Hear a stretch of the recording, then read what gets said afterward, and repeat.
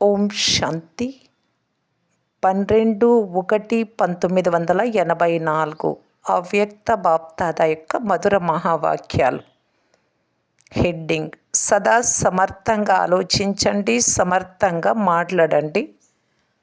ధ్వనికి అతీతంగా ఉండే తండ్రి తన పిల్లలందరినీ ధ్వనికి అతీతంగా ఉండే స్థితిలోకి తీసుకెళ్లేందుకు ఈరోజు ధ్వని ప్రపంచంలోకి వచ్చారు.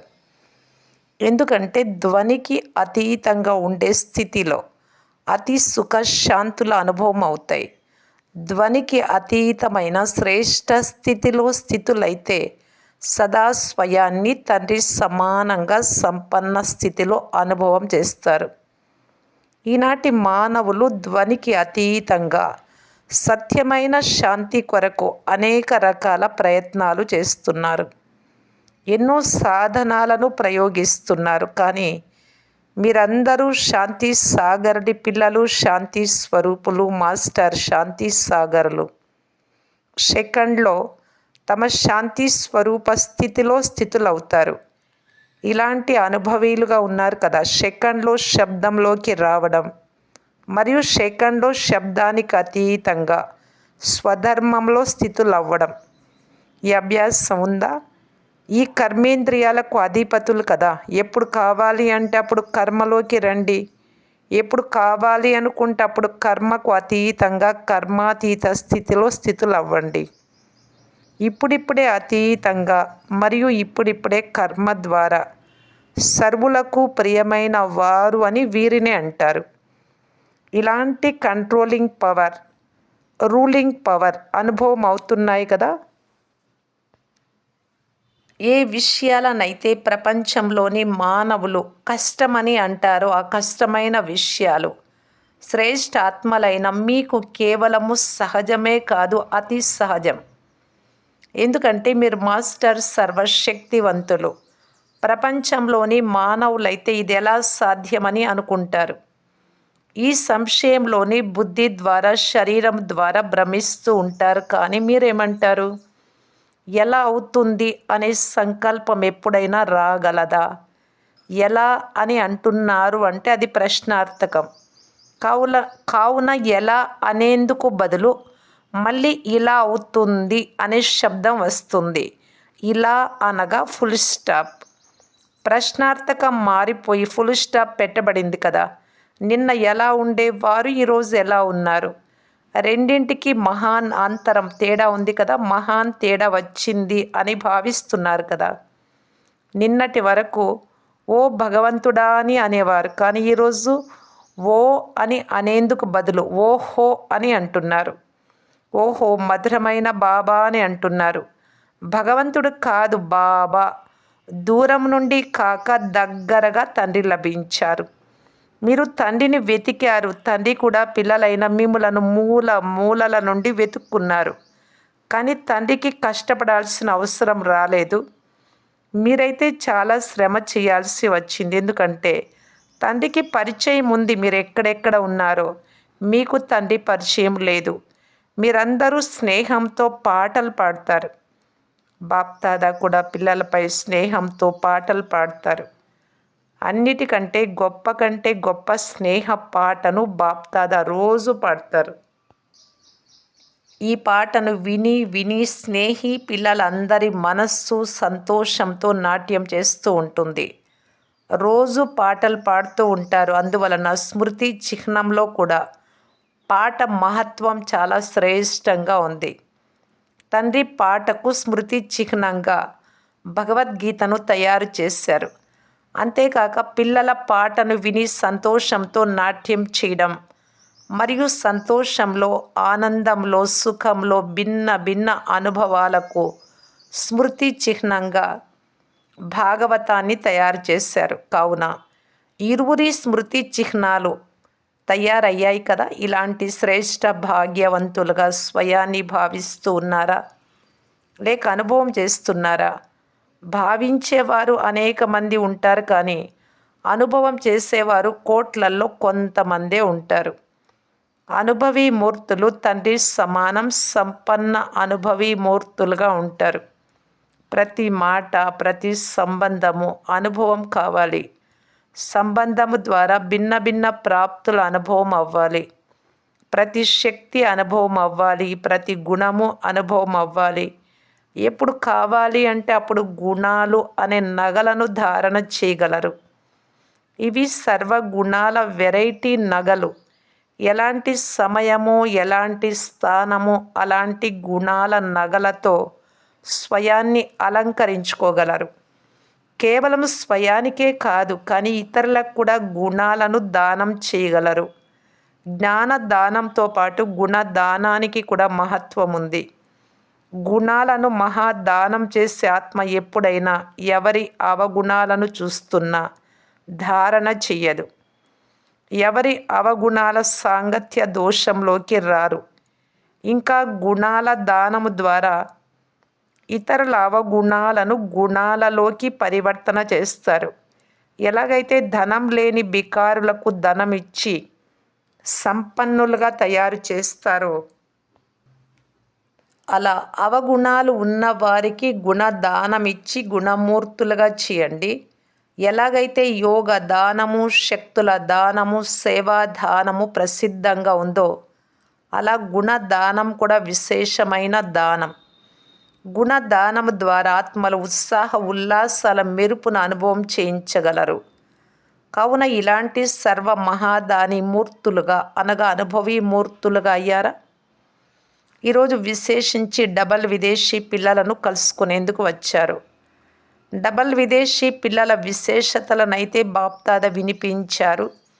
అయినా బాప్దాద డబల్ విదేశీ పిల్లలను దూరదేశీ బుద్ధి గల పిల్లలు అని అంటారు. దూరంగా ఉన్న బుద్ధి ద్వారా తండ్రిని గుర్తించి అధికారులుగా అయ్యారు. ఇలాంటి దూరదేశీ బుద్ధి కలిగిన పిల్లలపై విశేషత అనుసారంగా బాప్దాదాకు విశేషమైన స్నేహం ఉంది. అందరూ దీపపు పురుగులుగా అయ్యి తమ తమ దేశాల నుండి ఎగురుతూ ఎగురుతూ దీపంపై ఆహుతి అయ్యేవారా, లేక ఎవరైనా కేవలం భ్రమణం చేసే వారిగా కూడా ఉన్నారా? ఆహుతి అవ్వడం అనగా సమానంగా అవ్వడం. కావున ఆహుతి అయ్యేవారా లేక కేవలం భ్రమణం చేసేవారా? ఎక్కువ సంఖ్య ఎవరిది? ఎవరు ఎలా ఉన్నా బాప్దాదాకు ఇష్టమైన వారిగా ఉన్నారు. అయినా ఎంత కష్టపడి చేరుకున్నారో చూడండి. అందువలన సదా స్వయాన్ని మేము తండ్రికి చెందిన వారమని, అంతేకాక సదా తండ్రి వారిగానే ఉంటాము అని భావించండి. ఈ దృఢ సంకల్పం మిమ్మలను సదా ముందుకు తీసుకెళ్తూ ఉంటుంది. బలహీనతలను గురించి ఎక్కువగా ఆలోచించకండి. బలహీనతలను ఆలోచిస్తూ ఇంకా బలహీనంగా అయిపోతారు. నేను రోగిని ఇలా ఏ విషయమైనా అనుకుంటూ ఉంటే ఇంకా డబల్ మీరేదనుకుంటారో అలాగే రోగిగా అవుతారు.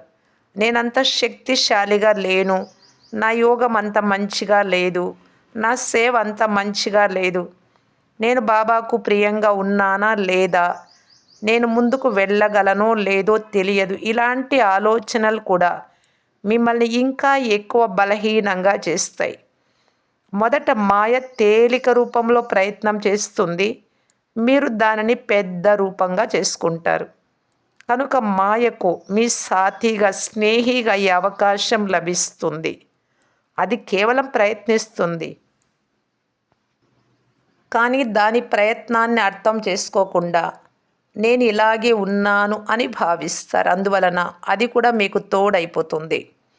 బలహీనతలకు తోడుగా మాయ ఉంటుంది. ఎప్పుడూ బలహీన సంకల్పాలను మాటి మాటికి వర్ణన చేయకండి, ఆలోచించకండి. మాటి మాటికి ఆలోచించిన స్వరూపంగా అయిపోతారు. సదా నేను బాబాకు చెందిన వాడిగా అవ్వకుంటే ఎవరు అవుతారు అని ఆలోచించండి. నేనే ఉన్నాను, ఇప్పుడు నేనే అలా ఉన్నాను, కల్పకల్పం నేనే అవుతాను. ఈ సంకల్పం ఆరోగ్యవంతులుగా, మాయాజీతులుగా చేస్తుంది. బలహీనత తర్వాత వస్తుంది. మీరు దానిని గుర్తించకుండా సత్యంగా భావిస్తారు కనుక మాయ తనదిగా చేసుకుంటుంది. ఎలాగైతే సీత డ్రామాను చూపిస్తారు కదా, బికారీ కాదు కానీ సీత బికారీగా భావించింది.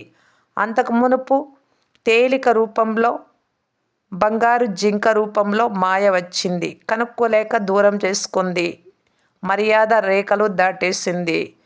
తర్వాత రావణుడిని బికారిగా భావించి వశమైపోయింది. అతడు కేవలం ప్రయత్నం చేయడానికి వచ్చాడు. కానీ సీత దానిని నిజమని భావించింది. అందువలన అతడు ఆమె అమాయకత్వాన్ని చూసి తనదిగా చేసుకున్నాడు. ఇవి కూడా వ్యర్థ సంకల్పాలు, బలహీన సంకల్పాలు. మాయ రూపంగా ఈ ప్రయత్నం చేసేందుకు వస్తాయి, కానీ మీరు అమాయకులైపోతారు. అందువలన అది తన వారిగా చేసుకుంటుంది. నేను ఉన్నదే ఇలాగా అని అనుకుంటూ ఉంటారు. మాయ తన స్థానాన్ని తయారు చేసుకుంటుంది. మీరు ఇలాంటి బలహీనులు కారు, సమర్థులు. మాస్టర్ సర్వశక్తివంతులు. బాప్దాదా కోట్ల నుండి ఎన్నుకున్న కొంతమంది పిల్లలు. ఇటువంటి వారు బలహీనులుగా ఎలా అవ్వగలరు? బలహీనంగా ఆలోచించడమే మాయకు స్థానం ఇవ్వడం. స్థానం ఇచ్చి ఇప్పుడు మళ్ళీ బయటకు తీయండి తండ్రి అని ఎందుకు అంటున్నారు? అసలు స్థానం ఎందుకు ఇస్తారు? ఏ బలహీనత లేదు. అందరూ మాస్టర్లు, యజమానులు, సదా మహావీరులు. సదాకాలం కొరకు మహావీరులుగానే ఉంటారు. ఇదే శ్రేష్ఠ సంకల్పం ఉంచుకోండి. సదా తండ్రికి తోడుగానే ఉంటారు. ఎక్కడ తండ్రికి తోడుగా ఉన్నారో అక్కడ మాయ మిమ్మల్ని తోడుగా చేసుకోలేదు. మధువనానికి ఎందుకు వచ్చారు? మాయను వదిలేయడానికి అన్నారు. మధువనం మహాయజ్ఞం కదా. కావున మహాయజ్ఞంలో స్వాహ చేసేందుకు వచ్చారు. అయితే బాప్దాదా అందరూ తమ విజయాష్టమి జరుపుకునేందుకు వచ్చారు అని అంటున్నారు. విజయ తిలకాన్ని దిద్దుకునే ఉత్సవం జరుపుకునేందుకు వచ్చారు. విజయులుగా ఈ విజయ తిలకాన్ని దిద్దుకునే ఉత్సవాన్ని జరుపుకోవటానికి కదా వచ్చారు. అవును, కాపీ చేసేందుకు అందరూ తెలివిగల వారిగా ఉన్నారు కదా. ఇది కూడా గుణమే. ఇక్కడ కూడా తండ్రిని కాపీ చేయాలి. ఫాలో చేయడం, అనుసరించడం అనగా కాపీ చేయడం. ఇది సహజం కదా. మీరు మీ దేశం వదిలి వస్తారు. కావున బాప్దాదా కూడా తన దేశం పరంధామాన్ని వదిలి వస్తారు. బాప్దాదాకు కుటుంబం లేదా ఏమిటి? మొత్తం విశ్వ కార్యాన్నంతా వదిలి ఇక్కడికి వస్తారు. విశ్వ పరివారం అంతా తండ్రి పరివారమే. తండ్రికి ఏమో అందరూ పిల్లలే. దోస్తులైతే అందరికీ ఇవ్వాలి. వారసత్వం ఇవ్వరు. దోస్తులైతే ఇస్తారు కదా. మంచిది. సర్వశ్రేష్ఠ అధికారులకు తండ్రి సమానంగా సదా మహాదాని వరదాని ఆత్మలకు సదా మహాన్ తేడా ద్వారా స్వయాన్ని మహోన్నతంగా అనుభవం చేయవారు, సదా మాయను గుర్తించి మాయాజీతులుగా అయ్యేవారికి, సర్వశక్తి స్వరూప శ్రేష్ఠాత్మలకు, నలువైపులా దేశ విదేశాలలో ఉన్నవారికి, లగ్నంలో నిమగ్నమయ్యే వారికి, తండ్రితో ఆత్మిక సంభాషణ చేసేవారికి, తండ్రితో మిలనం జరుపుకునే వారికి, ప్రియ స్మృతులను లెటర్స్ ద్వారా పంపే వారికి కొంచెం మధురాతి మధురమైన సమాచారం మరియు స్వపురుషార్థం గురించి స్నేహపూర్వక సమాచారం ఇచ్చే పిల్లలందరినీ బాప్దాదా సన్ముఖంలో చూసి ప్రియ స్మృతులు ఇస్తున్నారు. అంతేకాక దీపపు పురుగులుగా అయ్యి జ్యోతికి ఆహుతి అయ్యేవారు అనగా ప్రతి అడుగులో తండ్రి సమానంగా అయ్యే పిల్లలకు స్నేహ సంపన్న ప్రియ స్మృతులు మరియు నమస్తే. మహారథి సోదరి సోదరుల పట్ల ఉచ్చరించిన వ్యక్త మహావాక్యాలు. సేవకు నిమిత్తంగా అయిన పిల్లల మాల కూడా ఉంది కదా. విశేష రత్నాలు అందరూ నిమిత్తంగా అయ్యారు. నిమిత్తంగా అయ్యే విశేషత నిమిత్తంగా చేస్తుంది. బ్రహ్మబాబాకు మీ అందరిపైన ఒక్క విషయం గురించిన గర్వం ఉంది. ఏ విషయం గురించి విశేషమైన సంతోషం ఉంది? పిల్లలందరూ ఒకరు ఇంకొకరితో ఆలోచనలు కలుపుకుంటూ ఆది నుండి ఐకమత్య రూపాన్ని చూపించారు. దీనిపై బ్రహ్మబాబాకు విశేషమైన గర్వం ఉంది. ఐకమత్యము బ్రాహ్మణ పరివారం యొక్క పునాది. అందువలన బ్రహ్మబాబా వ్యక్త వతనంలో ఉంటున్న పిల్లలపై గర్వం ఉంది. కార్య వ్యవహారాలు చూస్తూ ఉంటారు కదా. లండన్ గ్రూప్తో సదా ఆత్మిక గులాబీ పుష్పాలుగా అయ్యి ఇతరులకు కూడా సుగంధాన్ని ఇచ్చే అవినాశి తోటలోని పుష్పాలుగా ఉన్నారు కదా. అందరూ ఆత్మిక గులాబీ పుష్పాలు. ఈ ఆత్మిక గులాబీ పుష్పాలను చూసి మొత్తం విశ్వమంతా ఆకర్షించబడుతోంది. ఒక్కొక్క ఆత్మిక గులాబీ పుష్పం ఎంత విలువైనది, అమూల్యమైనది. ఇప్పటి వరకు తమ జడ చిత్రాలకు కూడా విలువ ఉంది. ఒక్కొక్క జడ చిత్రాన్ని ఎంత విలువతో తీసుకుంటారు లేక ఇస్తారు.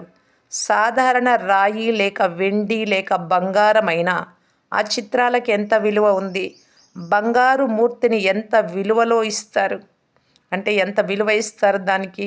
ఇంత విలువైన వారిగా ఎలా అయ్యారు? ఎందుకంటే తండ్రి వారిగా అవ్వడం వలన సదాకాలం కొరకు శ్రేష్టంగా అయ్యారు. ఇదే భాగ్యం యొక్క పాటలు సదా పాడుతూ ఉండండి.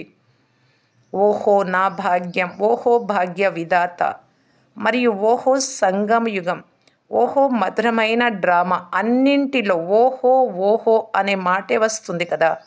వాహ్ వాహ్ పాటలు పాడుతూ ఉంటారు కదా. బాప్దాదాకు లండన్ నివాసులపై గర్వం ఉంది. సేవా వృక్షానికి బీజం లండన్. కావున లండన్ నివాసులు కూడా బీజ రూపులుగా అయ్యారు.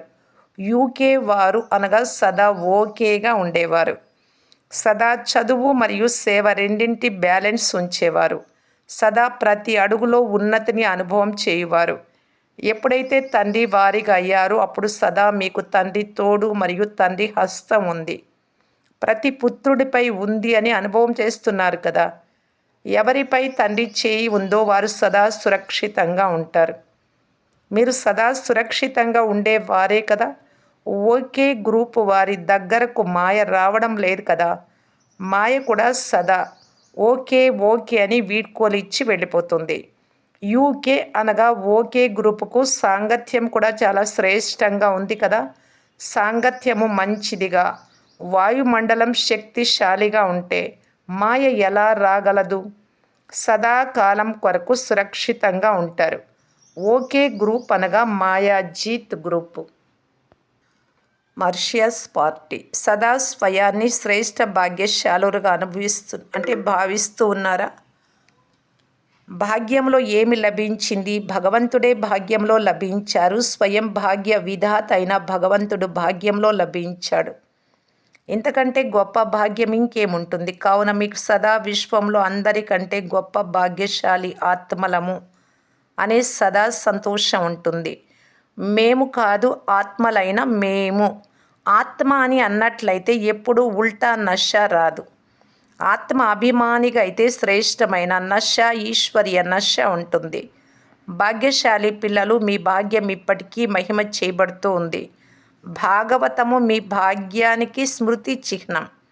ఇలాంటి అవినాశి భాగ్యం గురించి ఇప్పటి వరకు గాయనం ఉంది.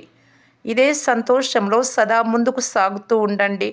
కుమారీలైతే బంధనం లేని నిర్బంధనులు, తనువుతోనూ నిర్బంధనులు, మనసుతో కూడా నిర్బంధనులు. ఇటువంటి బంధనాలు లేని వారే ఎగిరే కళను అనుభవం చేయగలరు. మంచిది. ఓం శాంతి.